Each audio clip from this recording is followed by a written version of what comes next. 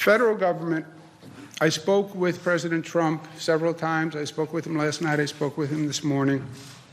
I've spoken to people in the White House who are handling these operations. I've spoken with the Vice President.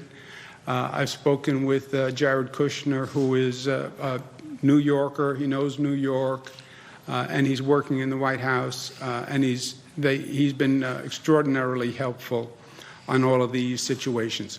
What we're working on is a common challenge.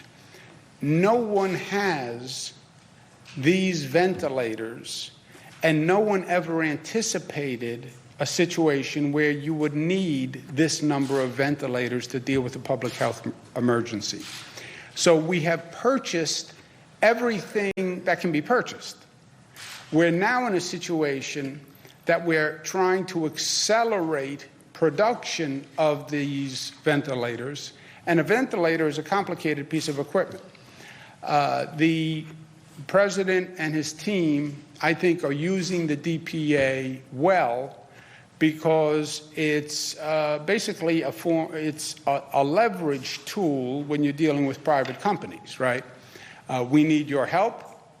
We can demand your help, or you could agree to help, and we need you to step up and increase production. Even with that, there's a ramp-up time for a company to put together the supply chain, put together the workforce, and get these things up and running.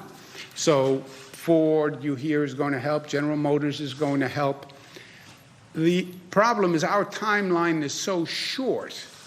We're looking at an apex 21 days in that range.